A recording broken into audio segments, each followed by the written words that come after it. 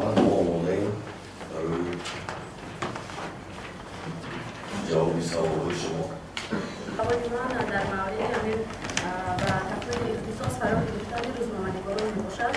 آیا از جانب کمیته برای همین روزنامه‌نگاران و دیگر دولت‌ها رقم کرده میشوند روزنامه‌نگاران برای تفاوت اختصاص و اگر هر در سال 2024 چه تعداد روان کرده شد و از کدام رادیو و تلویزیون بوده؟ در سال 2024 از جانب کمیته تلویزیون یک چند نفر برای آموزش به خارج کشوران در به خارج روان کرده شدند برای اون که دو سال 2024 دوام میکرد برنامه رشد تلویزیون. در برنامه رشد تلویزیون یکی از سمت‌هایی که در برنامه رشد تلویزیون بود بیایم به خارج کشور روان کردن برای تجربه آموزی روان کردن در شماره اینها ایرویم محمد شماره کردن. در سال 2024 6 نفر کارمندان شبکه‌های گوناگون تلویزیون تاجیکستان از جمله رادیوی تاجیکستان برای تکمیل اختصاص به جمهوری ترکیه روان کرده شدند و این در دایره همکاری کمیته با агенти ҳамкории Туркия дар ҷумҳурии Тоҷикистон ТИКА ба роҳ монда шуд. Бар замми ин шабакаҳо бевосита низ барои такмили ихтисоси кормандони худашон ба ҷумҳуриҳои гуногун яъне ба хориҷи мамлакат тадбирҳо андешида истодаанд ва ин тибқи тартиб ба роҳ монда мешавад. ҳамон дар фейсбук муроҷиати як ҳунарманди тоҷик меҳмонгоҳи рустам ки дар он аз ҷумла гуфта мешуд ки тӯли 2 соли охир таронаҳои меҳмонгоҳи рустам дар шабакаҳои телевизионӣ пахш мешаванд ва гӯё ки ба ӯ гуфтанд ки номаш ба рӯйхати сиёҳ афтидааст ва баъзан чунин шикоятҳо аз забони дигар ҳунармандои тоҷикам садо медиҳад. Ман дар назар дорам онҳое ки дар ансамблҳои давлатӣ кор намекунанд.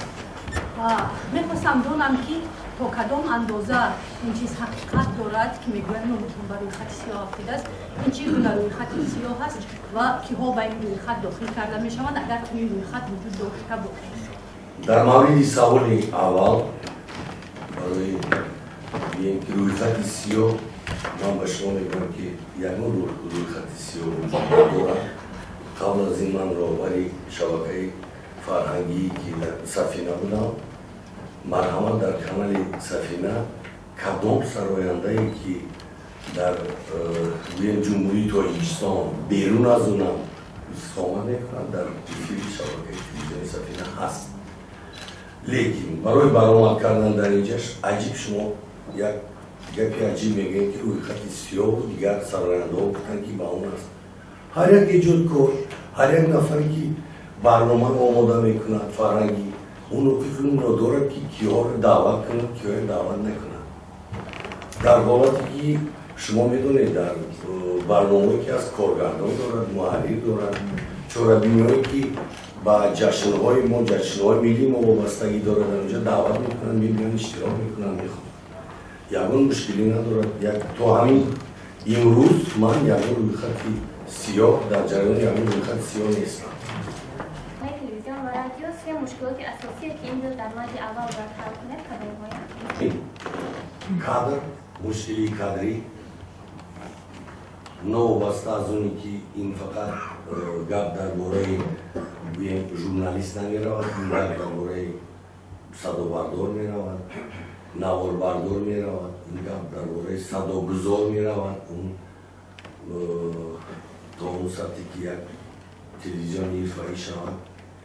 برای همین این مشکل‌ها وجود دارند. و غیر از این کریاتیو ایده‌هایی که باشد که با طلبات امروزه جواب دهند. بعد همون در برنامه‌ها تمپریتمی که هر روز در این زندگی ما وجود دارد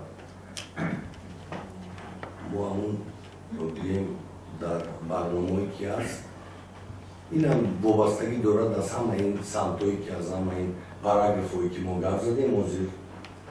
در عموم این یک جای میکنند اون برنامه یا اینکه پروژکتی نداری که موقع آماده میکنید.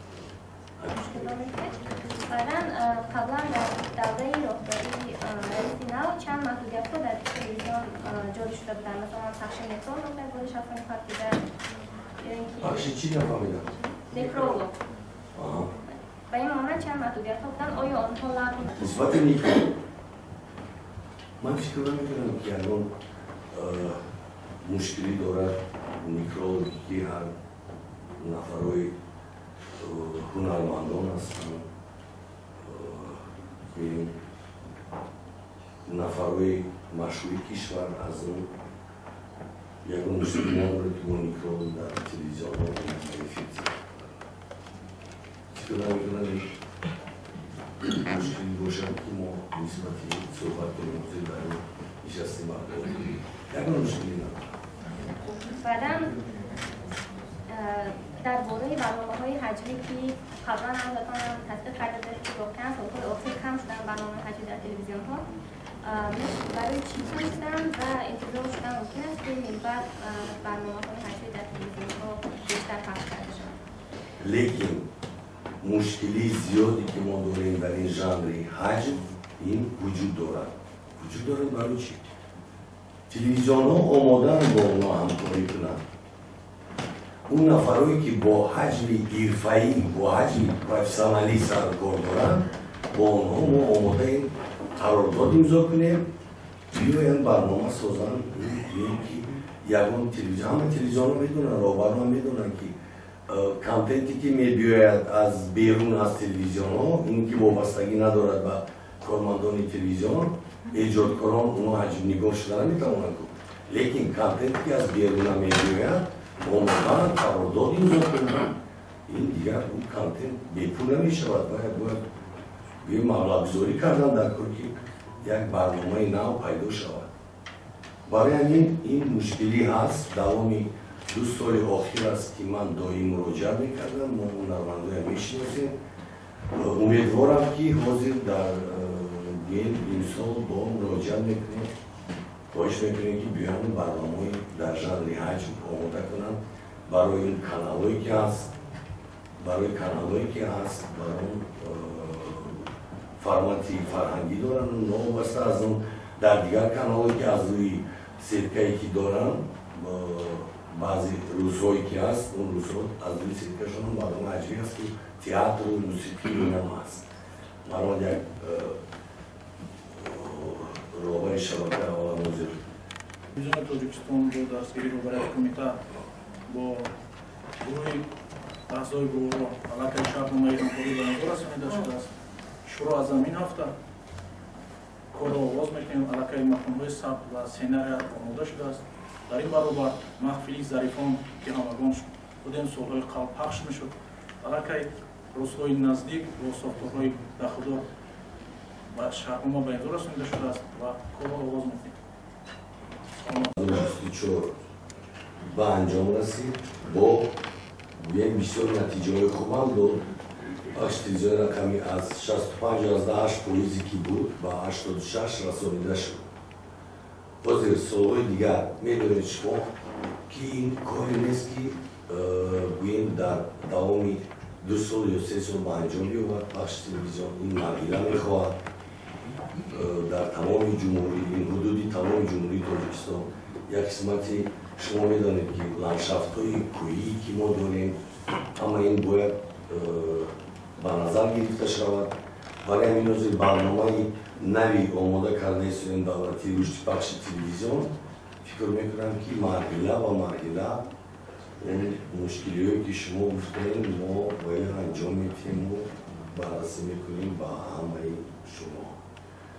و سوالی که در این سال چند لیسنزیا راهبر بازرسی داشتیم کریمزاده علیکم امسال 14 تا مراجعه شدگی بود همه هم نو بررسی گردید. آیا درباره ترتیب گرفتن اجازه‌نامه یعنی کدام حجت‌ها لازم هستند و درباره آنکه کدام تشکیلات‌های اجازه‌نامه را دارند در سامانه کمیته معلومات پیدا کردن ممکن است و هم در سامانه درخواست گذاشتن ممکن است برای اجازه‌نامه و تشکیلات در سامانه بازرسی هست اینا میدونن چی لازم است برای این ترتیبی که همه الکترونی است یا مشکلی ندارن؟ قانون جمهوری تاجیکستان درباره نظام اجازات نمایی، قانون اجازات نمایی همه همون چیزا بررسی کرده شده است، میتونن دارن دیگه. ماده 12 قانون جمهوری تاجیکستان درباره نظام اجازات نمایی از سال 2023 داومناکی اجازات نمایی بمحدود شده است. البته کار فعالیت از سال 2023 رفت ترتیبی هم میکنه.